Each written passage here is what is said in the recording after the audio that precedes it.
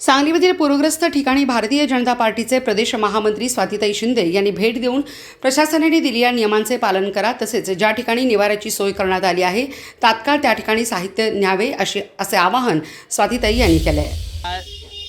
सांगलीमध्ये कृष्णा नदीच्या पाणी पातळीमध्ये वाढ व्हायला लागलेली आहे आणि पूरग्रस्त परिस्थिती निर्माण होईल अशी पूर्ण शक्यता दिसते। अनेक घरामध्ये पाणी गेलेलं आहे।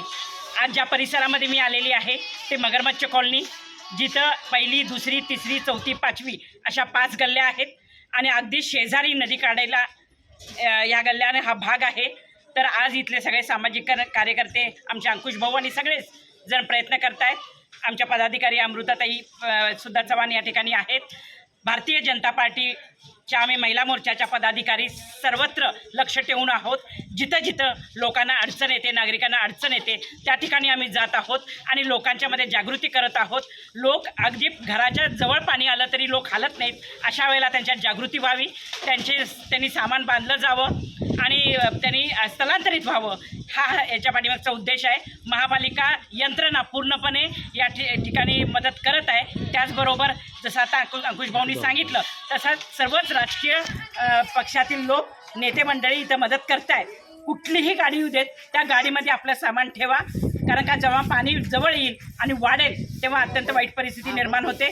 तर तो धोका उद्भवून जर पाणी आलं तर इकडचे लाईट असू देत किंवा पाणी असू देत, हे सगळं बंद होतं। अशा वेळेला तुमचं स्थलांतर होणं गरजेचं आहे। महापालिकेने सुद्धा शाळा नंबर 23मध्ये तुमची सोय केलेली आहे। तर इथल्या सर्व नागरिकांना मी आव्हान करते की आपण इकडून स्थलांतरित व्हावं। स्वातीताई आहे, पूरग्रस्तांच्या पाहणीसाठी आलेत। मगरमच्छ कॉलनीतली पूर परिस्थिती 40 फुटानंतर पहिल्या गल्लीत पाणी यायला चालू होते आणि ज्यावेळेला आयुर्वेद पुलावरची पातळी 45 फूट होते त्यावेळेला मगरमच्छ कॉलनीतल्या सगळ्याच गल्ल्यातली पाणी जाते आणि 45 फुटाला सगळ्या गल्लीतले साधारणतः 2,000 ते 2,500 लोक बाहेर स्थलांतर करायला लागतात।